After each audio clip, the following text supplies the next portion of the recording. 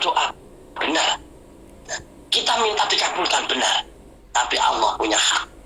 Makanya Allah itu sudah berjanji tidak akan menyia-nyiakan, hanya tunggu saja. Maka kita sudah lihat bagaimana kerja Allah di dalam kehidupan ini. Ternyata sangat indah sekali. Sumpama kok KPKP dikeno sugih mesti bingung. Akhirnya sugih menkon iso urip sugih gantian. Enek senang Taiwan teko omah wis akeh duwike. Akhirnya jadi lopan. Ya, jadi kayak jadi bos. Nah, dia ada sungguh kerja. Nah, sing kerja bapak ini nanti kadang-kadang yang sekarang punya uang banyak dan sebagainya, anaknya sudah banyak, akhirnya dia meninggal. Apa itu? Hartanya dibagi-bagi. Yang tadinya banyak menjadi sedikit-sedikit. Nah, yang dulu berdoa kayak gitu, akhirnya apa? Pergi ke Taiwan, pergi ke Korea, pergi ke Jepang, akhirnya jadi orang kaya, bergilir semacam itu. Maka dari itu, yaitu tadi, ini hanya sekedar watawassaw bil haq, watawassaw bis sabr. Maka benar apa yang dikatakan, apa yang difirmankan Allah, yaitu kita dalam keadaan rugi, kecuali iman kita dilanjutkan dengan amal soleh.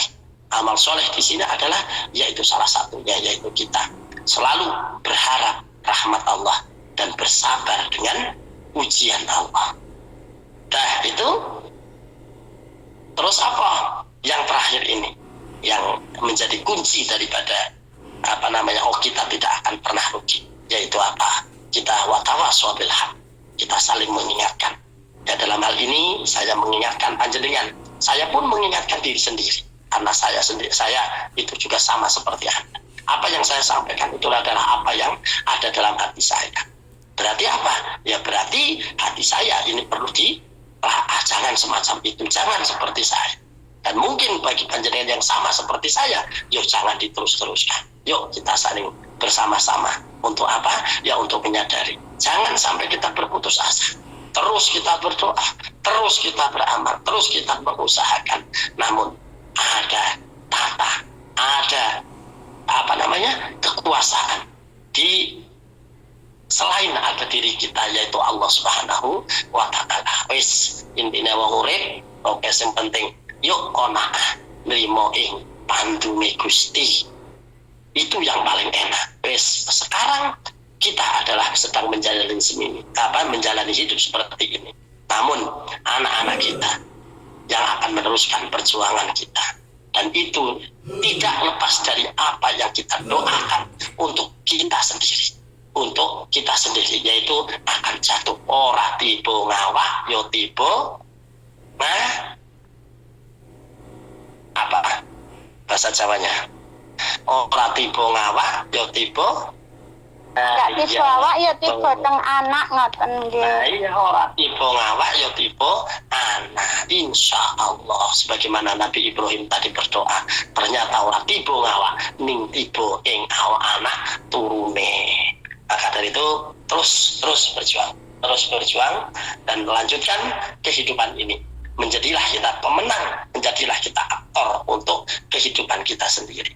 Ya, mungkin ngaten yang sakit kalau sampai akan karena biasa ngaku basa Indonesia dari Jawa kadang-kadang ya suka bablas-bablasan karuan penting ya sing penting kenapa Bah campuran malah enak Bah gaduh-gaduh enak Bah iya wis campuran wis enak nek ora dicampur malah kadang ora enak yang kadang campuran kadang-kadang malah meledek ya. Tapi tidak apa-apa sudah ya. Mungkin itu yang bisa saya sampaikan. Mugi-mugi sedaya yang kawula aturaken wonten manfaatipun nggih cekap sumanten nek tasih wonten wekdal monggo umpama wonten nggih 1-2 pertanyaan nek pun boten monggo dipun prasaken kalian doa. Wabillahi taufiq wal hidayah. Wa ridha wal inayah. Wassalamualaikum warahmatullahi wabarakatuh. Waalaikumsalam warahmatullahi wabarakatuh. Saya itu punya saudara itu apa luar dari Temang ya Pak. Itu bekerja apa, tapi kerjanya itu menggali cari emas, tapi di Indonesia Pak, maksudnya di daerah kawasan Jawa Timur itu ya. Itu di gunung itu katanya apa itu. Pekerjaannya di situ. Terus itu apakah kerjanya itu menyalahi aturan gitu? Maksud saya itu kerjanya apa diperbolehkan apa? Maksudnya halal maupun boten atau apa? Soalnya kan gunungnya itu gunungnya apa ya pemerintah atau apa? Terus itu kalau ada polisi itu juga tidak boleh gitu apa? Tidak diperbolehkan gitu. Itu bagaimana apa kerjanya itu apakah menurut Islam itu bagaimana diperbolehkan apa boten ngoten apa nggih? Mohon sarannya. Terima kasih jawabannya Pak. Assalamualaikum warahmatullahi wabarakatuh. Waalaikumsalam warahmatullahi wabarakatuh. Di dalam hukum fikih ini menurut keterangan Gus Bahar. Jadi ada beberapa hal yang menjadi hak Adam dan ada yang menjadi hakullah. Yang menjadi hakullah itu adalah ya siapa saja boleh.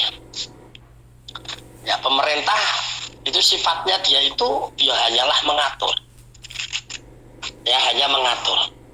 Nah, beliau Gus Bahar menerangkan bahwa apalagi kok itu punya pemerintah, mau lagi punya apa namanya ya pribadi, ya kalau sifatnya itu adalah umum, sifatnya sesuatu yang tidak diketahui dan itu adalah sifatnya adalah ini seperti seumpama ya nek ditanjuri, nah itu menjadi hak Adam, yaitu menjadi hak daripada yang punya.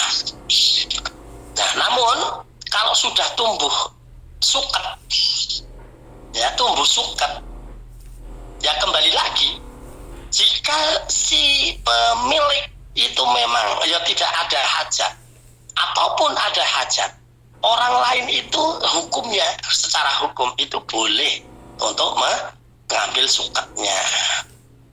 Ya, ngambil suketnya itu karena apa? Itu adalah hak Allah.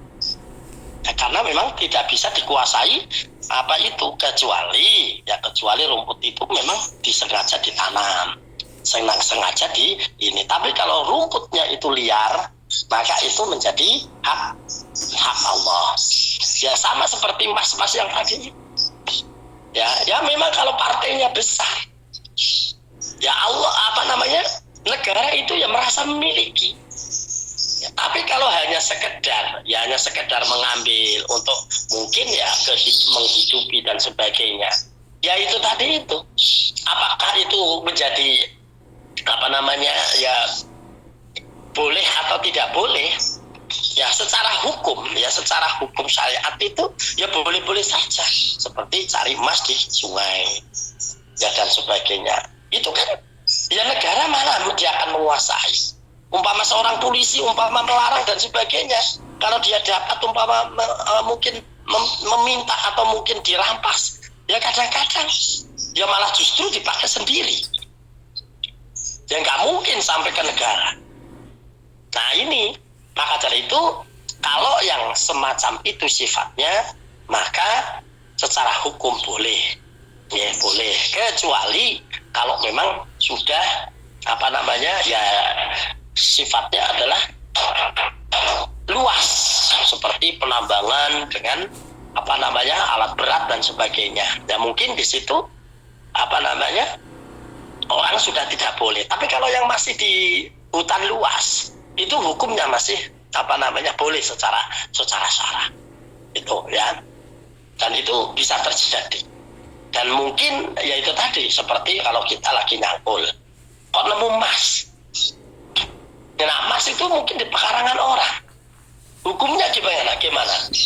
Nah, hukumnya ya dilihat emas itu punya siapa. Kalau memang dia tidak punya tidak ada yang punya, yang punya lahan pun ya dia tidak merasa bahwa dia kehilangan. Ya wes, rapopo. Nah, ini ya kembali lagi. Kalau umpama kok bisa sampai geger, sampai ketemu, ya mestinya yang punya hak itu juga meminta. Jadi begitu. Jadi haram itu hukumnya kalau memang ada yang dirugikan. dia nemu langsung disah, nah langsung diambil dan tidak diketahui oleh siapapun dan tidak merugikan siapapun, tidak merugikan siapa-siapa. Ya karena emas itu sifatnya, yaitu apalagi emasnya mas bongkahan, kecuali kalung. Nah kalung itu kan sudah diproses, maka jika ketemu itu perlu untuk diumumkan siapa yang kehilangan dan sebagainya. Tapi kalau sifatnya itu masih ya kecil-kecil atau mungkin ya bongkahan atau mungkin masih ada dalam batu yang perlu diolah lagi dan sebagainya. Nah itu adalah hak Allah. Jadi begitu ya. Kalau saya ya mensikapi itu insya Allah boleh-boleh saja. Itu ya. Kalau negara kok melarang, ya itu ya sifatnya hanya sekitar larangan saja. Tapi apa yang bisa dilakukan oleh pemerintah? Ya kalau umpama saya sifatnya hanya melarang saja, ya tentunya tidak. Ya kalau negara bisa mengolah, bisa ini untuk kepentingan bersama, ya itu lebih baik. Tapi kalau selama itu tidak diolah semacam itu, ya berarti ya siapa saja yang nemu di situ, gitu ya. Jadi itu ya bisa dikatakan itu luqatah. Makanya kalau barang temuan atau luqatah kalau itu zakatnya itu gede. Zakatnya berapa persen itu? Kalau luqatah ya kurang lebih 3/4 ya, 3/4 ya. Jadi 1/4 yang sepertiganya itu adalah untuk zakat atau untuk kepentingan orang-orang yang ya membantu orang atau membantu sosial, begitu ya. Sekian, assalamualaikum warahmatullahi wabarakatuh. Waalaikumsalam warahmatullahi wabarakatuh. Ya matur nuwun Abah. Ya, doa memohon kepada Allah dan Allah berjanji akan mengabulkan doa-doa kita. Kapan? Yo kersane Gusti Allah, bu kapan? Gitu aja. Pokoknya yang penting berdoa dan berdoa. Bahkan Allah itu sangat benci sekali dan menganggap orang itu sombong manakala mereka tidak mau berdoa. Nah, maka mari berdoa. Mudah-mudahan kita diberikan keberkahan oleh Allah di dalam kehidupan kita, diberikan keberkahan ya di dalam mencari nafkah, dan diberikan keberkahan di dalam di dalam setiap langkah kita. Allahumma rabbana ya rabbana taqabbal minna innaka antas samiul alim. Rabbana ya rabbana وتب علينا يا أرحم الراحمين اللهم ارزقنا رزقا واسعا حلالا طيبا كثيرا وباركا اللهم افتح علينا أبواب رحمتك أبواب فضلك أبواب علمك أبواب رزقك واهدنا فإن ظالم علمنا فإنا جاهلون اللهم صل على سيدنا محمد وعلى آل سيدنا محمد ربنا يا ربنا تقبل منا إنك أنت السميع العليم يا الله اللهم اجعل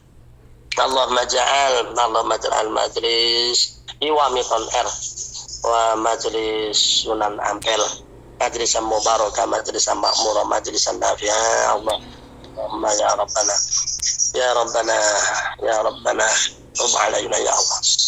Rabbana atina fid dunya hasanah wa fil akhirati hasanah wa qina adzaban nar wa qina adzaban nar wa qina adzaban nar wa sallallahu ala sayyidina Muhammad subhanaka rabbil izzati amma yasifun wa salamun ala mursalin alhamdulillahi rabbil alamin.